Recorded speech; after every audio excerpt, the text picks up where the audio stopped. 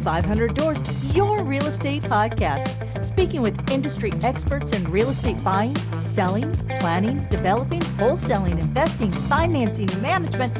If it's real estate, we're talking about it. I'm your host, Kim Hayden, an award-winning 6- and 7-figure real estate agent with over 2 decades of experience. Understanding real estate is a dream for many, that we, real estate professionals, have the ability to bring that dream to reality while building better communities and being the change we want to see. So today's guest is Jeff Higgins. This is actually really cool because I guessed where Jeff's picture is. And by the way, if you can guess where Jeff took his profile picture on this, message me. I'll have a prize. I'll find something for you because I guessed it. Kind of, sort of close, but it's pretty cool. Jeff Higgins has been a self-employed real estate investor for the last 17 years. Jeff has built up a portfolio that currently sits at 87 units, which he's getting his 88th at the end of the day, which he self-manages. 55 doors are in Massachusetts and 32 are in Florida. He is able to manage long distance without property manager by designing management systems and by building relationships with trusted contractors. Again, contractors and community. He's building his community. Jeff also is a licensed real estate broker in both Massachusetts and Florida. Jeff spends much of his time focused on his passion of leadership and community, and currently is developing his group mission with Men's Victory Alliance.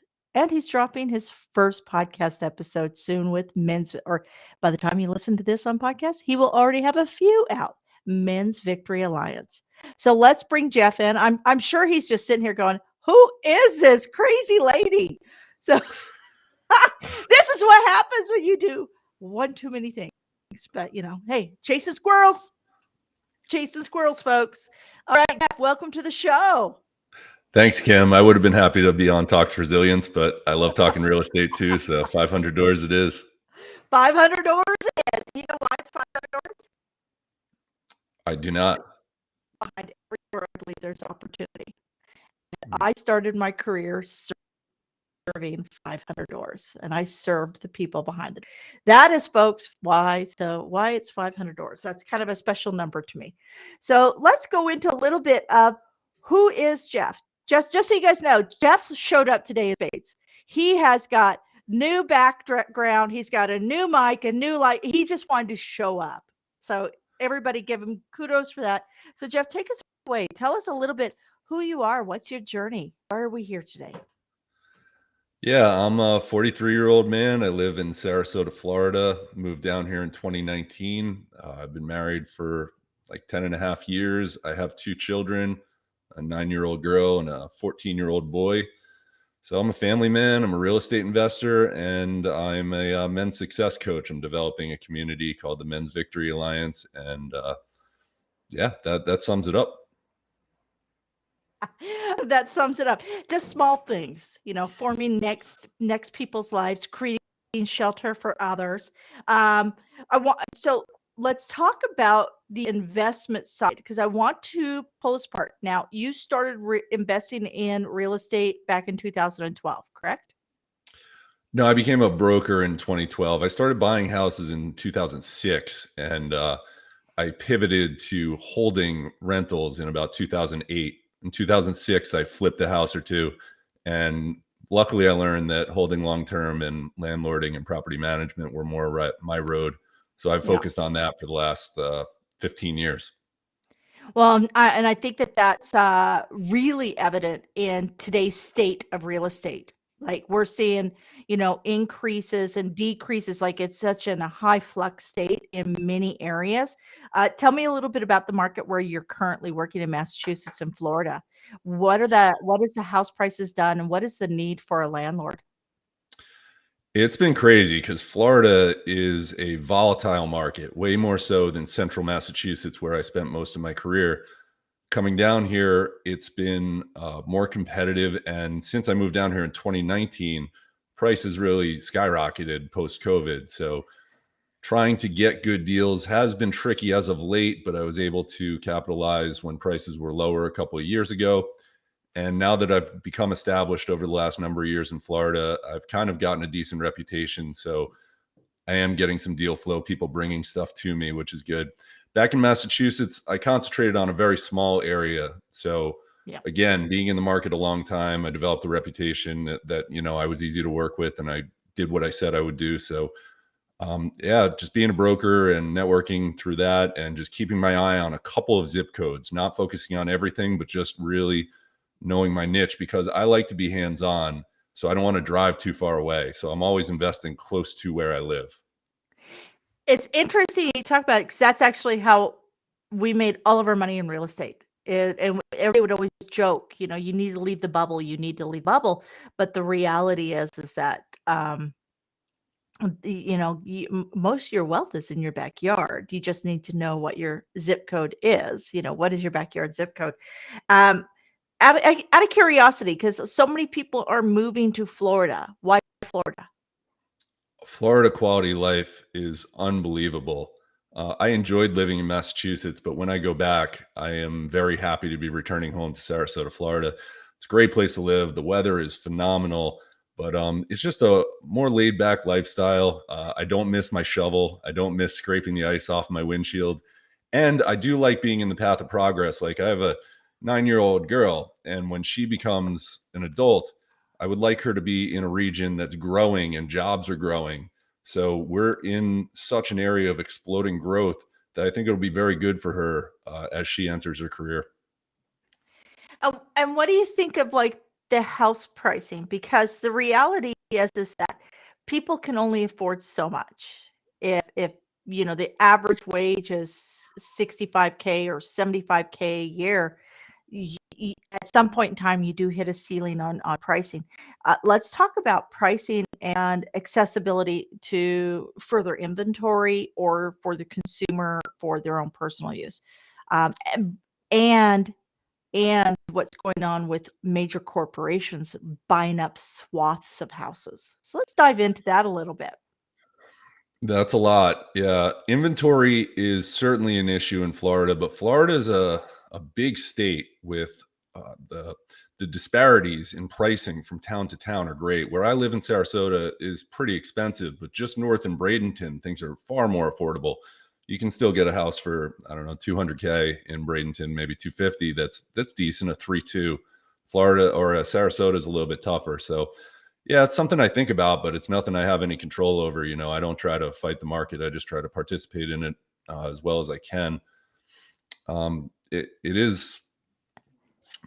And It's do you tricky. see large developers? So in some areas of the United States, we have seen major corporations like Zillow come in and they have such deep pockets and they're going in and buying entire communities. Like in Arizona, are some entire communities that have been bought up by major corporations and then they set the price, right? So are you seeing any of that in your market? Is that any kind of, impact down there?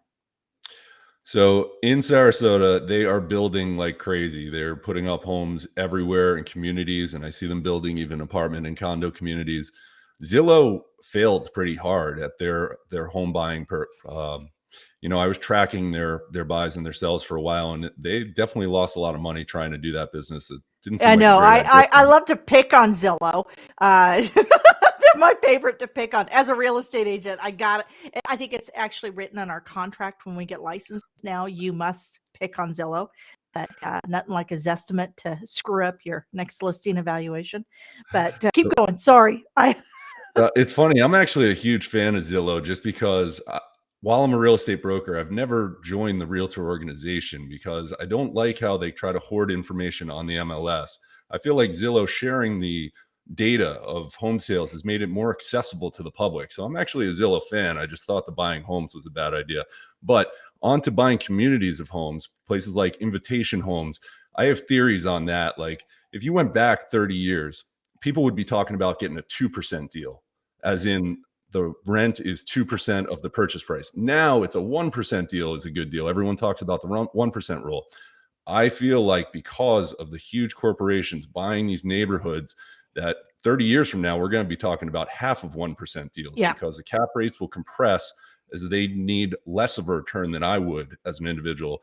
And they also get better lending terms. So future Yeah. is, It's interesting because here in Calgary, an average 1,600 square foot 2-story home. When I first started real estate, that property was 220, and that property now is rocking 700.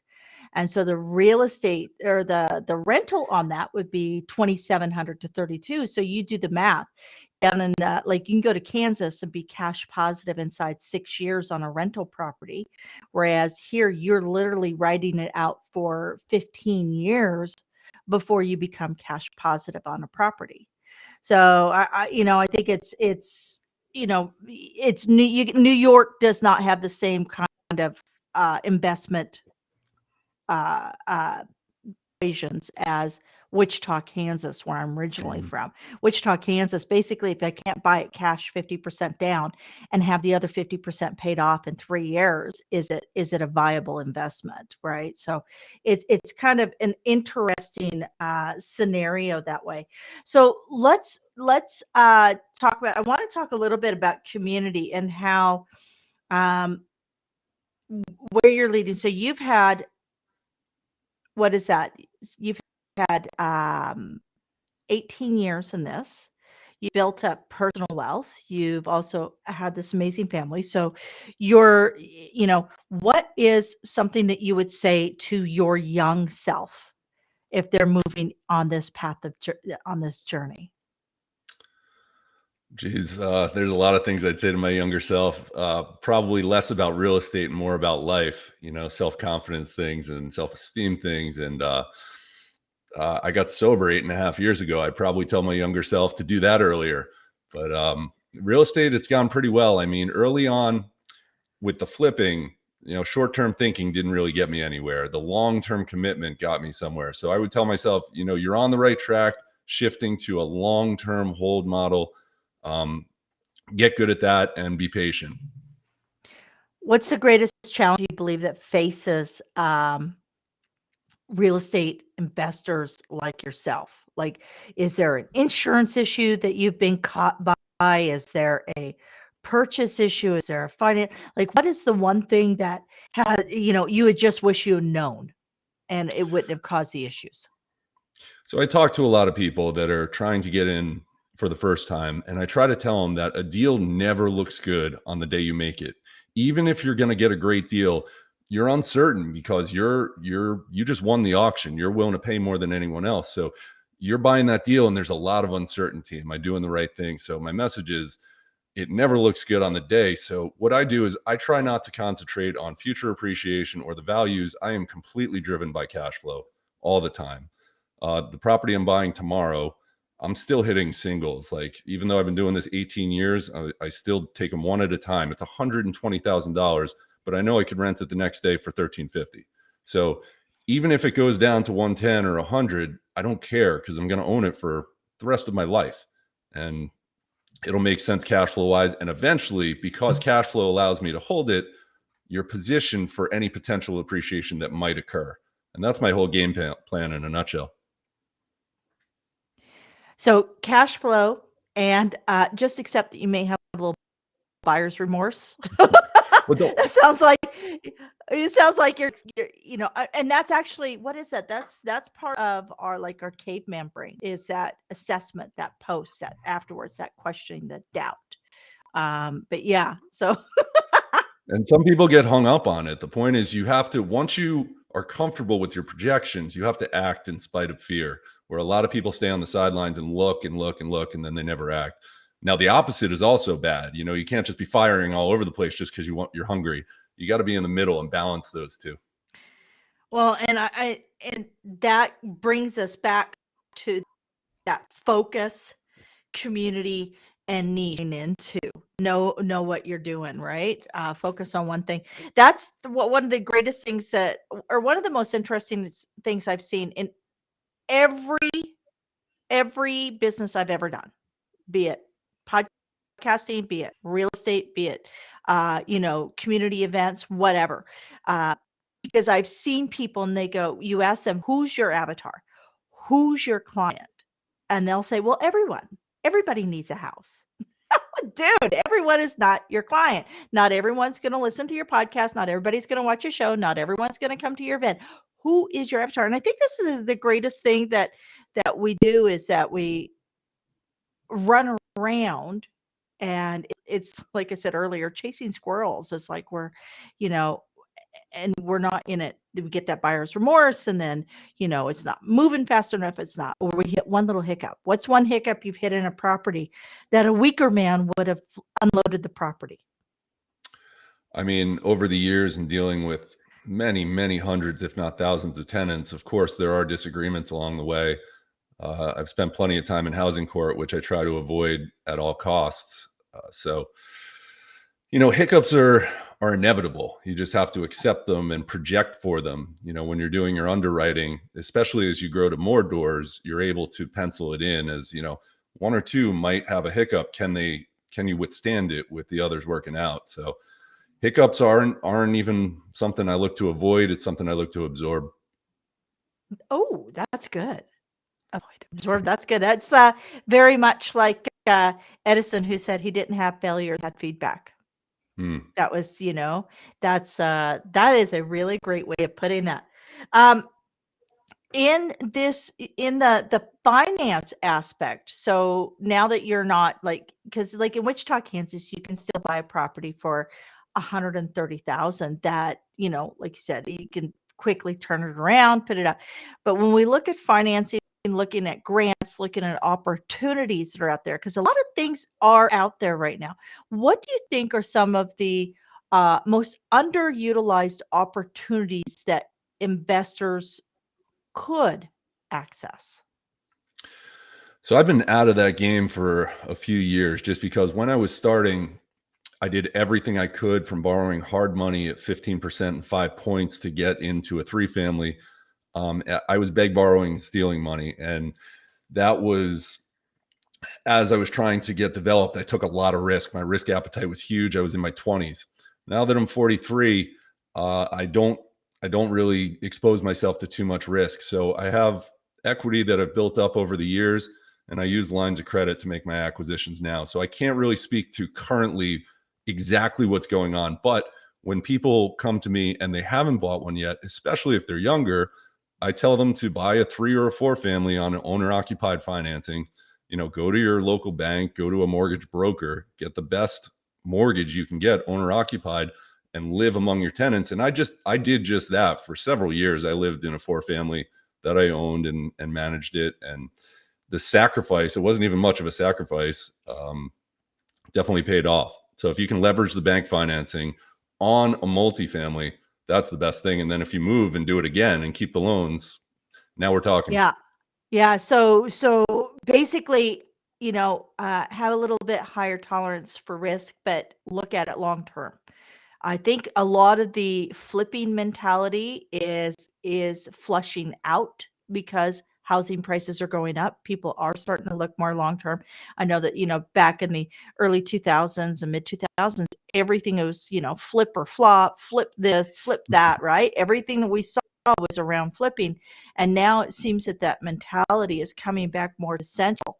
How do you feel that landlords or housing solution providers, so I've heard different ways that people are positioning themselves within the market, what do you think their responsibility is to community?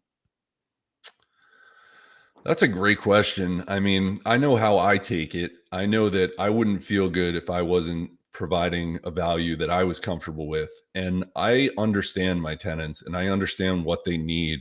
So I'm trying to provide a product that, if I were in their shoes, would be attractive to me. So I operate in the lowest end of the market where I live. And I'm competing on price. I want to be affordable. Now, at the same time, I don't offer white glove service. So I make that very clear up front. I'm offering you a tremendous value. Look around, compare the pricing. And then if you want this, you're going to be able to save some money, but, I'm not going to be your concierge. It's an exchange. And that's what I would want in that situation. I'd be like, you know what? I don't need to have a butler, you know, take care of my apartment. I just need the best price place. So it's a fair exchange. It's one I'm very comfortable with. It's one I know I'd want if I was in their position. So I serve the community by having places that are absolutely up to standard, places that I would live in myself. I've lived in the worst apartment I own, the least desirable and the least expensive, and I lived in it for a year, and I enjoyed it. It was a fine place to live. So as long as I know what I'm offering is something that I would consume, I feel pretty good.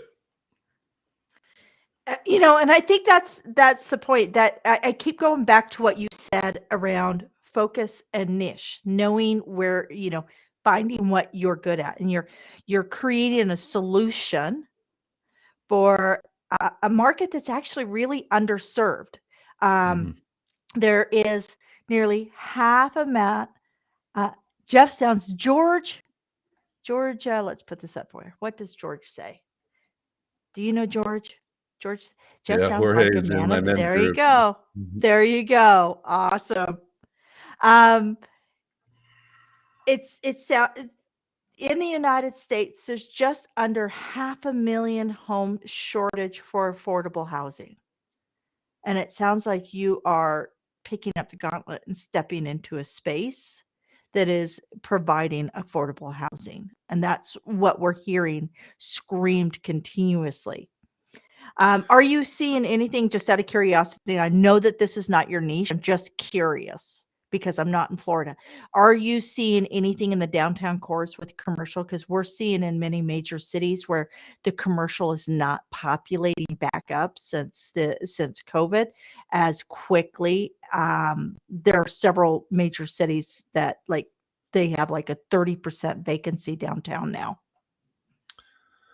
So it's interesting. In Florida, we've gotten so much of the population boom as the work from home stuff happened. So I feel like a lot of the people moving down here are working from home. So our commercial spaces weren't even made to handle all the people that are moving down here. So it hasn't really emptied Has out, because if anything, it's so got more full. Oh, awesome. Awesome. I'm sure there's some commercial landlords that are very happy about that. There's a lot of cities they're not happy with right now. Okay, so we've talked a lot around real estate. What I've taken from this is, if you are looking to become a real estate investor, to maybe step into that space of becoming a housing solution provider or a housing provider for people, or a landlord, however you want to put that you need to just get real comfortable with buyer's remorse, because that is just a natural human tendency to wonder if we did the right thing, to look at things from a cash flow perspective, to understand what the cash flow is, to be open on our risk tolerance, because when you get started, it's not going to be safe. You're going to have to put a little risk into it, and know your niche. Know your niche. Did I recap all of your wisdom into those kind of 4 bullet points there? That was phenomenal. I love that. Take that home. What you can't see, Jeff, is I actually have a glass desk. And so I write all these Ah. notes and then I put them in your file. And then when I have ready to promote my podcast, I know exactly what people can get from this podcast. And that's really great information. And I never thought about the buyer's remorse, but that is absolutely human tendency to question whether or not we're doing the right thing. If you're in the position of creating space for another person who's not in a position of acquiring space, you need to do it. It's an excellent opportunity for not only yourself, your legacy, and your family, but it's an opportunity to create community, and community is essential in human beings' lives. So let's talk real quick. Your definition of community, and this is where, Jeff, I'd love for you to share what you're currently working on. My definition of community is just interacting with the people around us and trying to influence them as positively as we can. The most important thing I do in my community currently is I coach my daughter's sports team. So right now we started softball season, which is nice in Florida. You get to start it nice and early. And a couple times a week, I get the opportunity to really work with these girls and develop not only their athletic skills, but their own self-esteem, and build them up. And that's where I really enjoy getting involved in my community. It's a commitment of time and effort, but it is so rewarding. It's about the most rewarding thing I do. And And right then now, it's early for you in softball. It's snowing here today, so I'm a little jealous, Jeff. yeah. But tell me about your new passion, because you've got this really cool project, and I know that my husband has been part of a men's group, and I have watched him grow, and now my son is part of that men's group.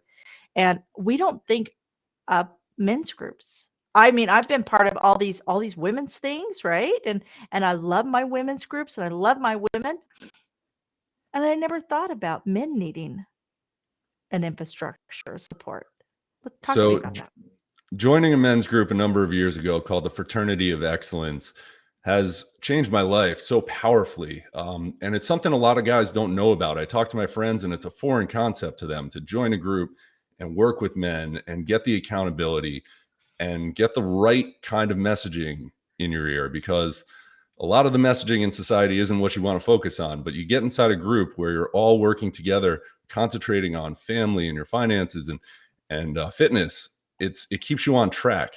So having been given so much from the group, I've been working on creating my own space, my own podcast, and my own community, which is under development, and just trying to get the message out to even more guys. So I've started the Men's Victory Alliance. If you go to mensvictoryalliance.com, it's still under construction, but you can sign up for my mailing list and keep an eye on as the doors open. But it's something I would encourage any guy to join. It's powerful. It's really powerful. And you can find me right now in the Fraternity of Excellence. It is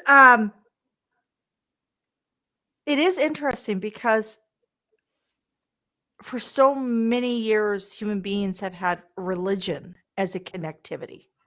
Mhm. We would go to church and we'd have our groups there, right? I grew up, and my mom volunteered for the church bazaar. She was the leadership in that space. So I think that's where my passion of events has come from. But with religion, formalized religion, diminishing um, its memberships, I think it did leave a vacuum.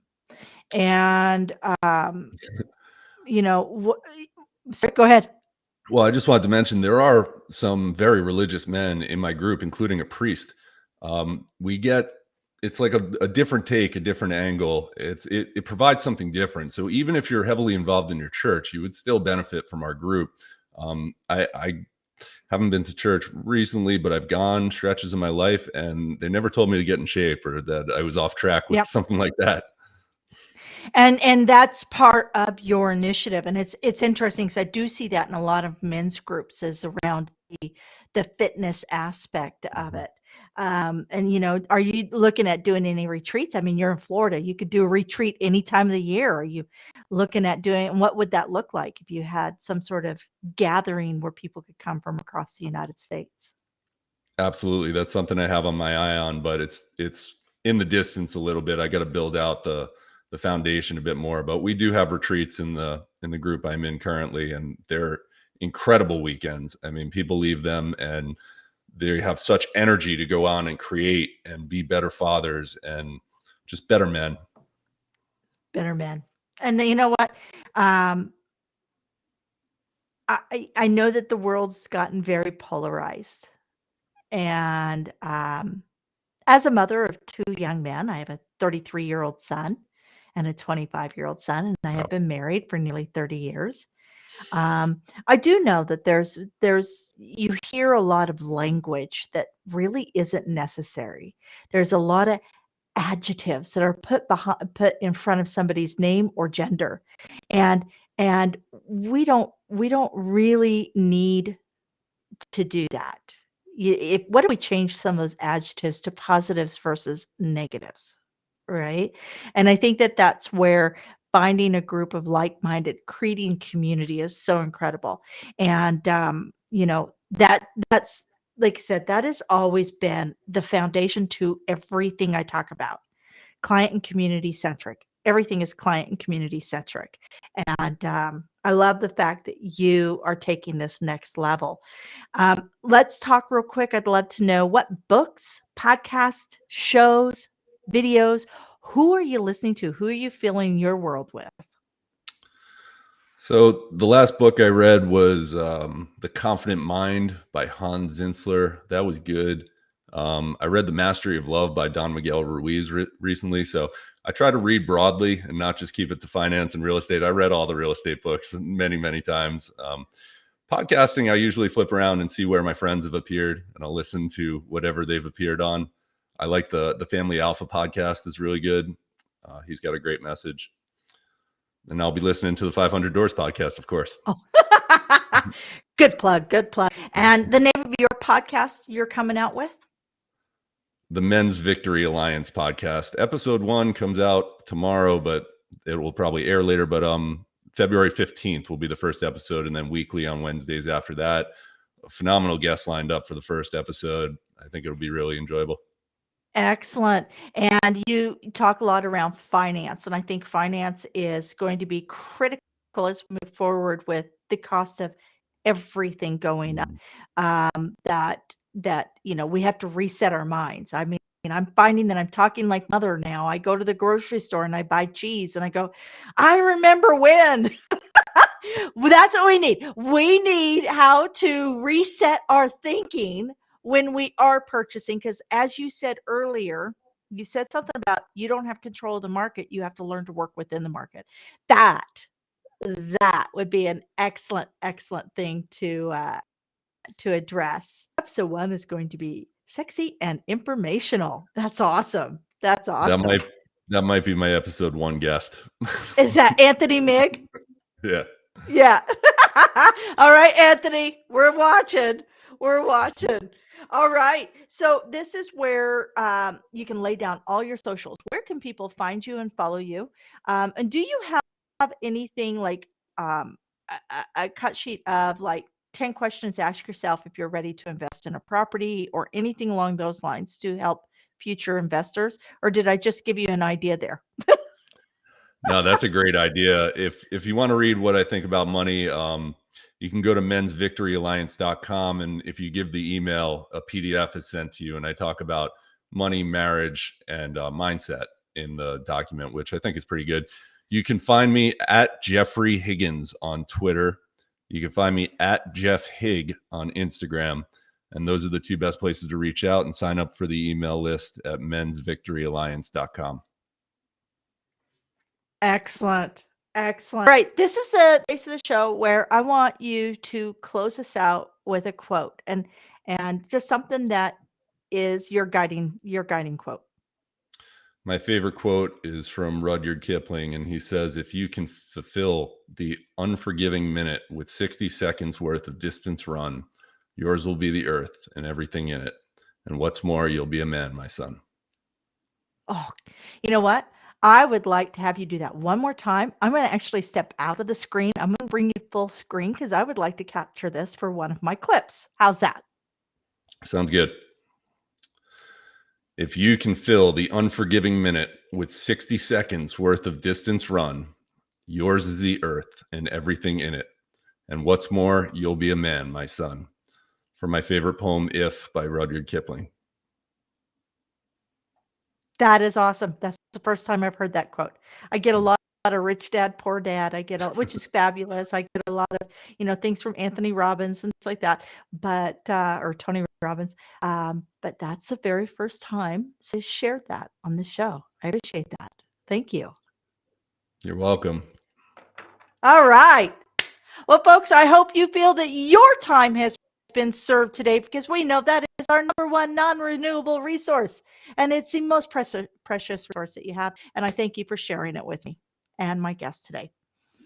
Here at 500 Doors, we're here to explore those opportunities, find out how we at an individual level can build better communities, because community is the foundation of society.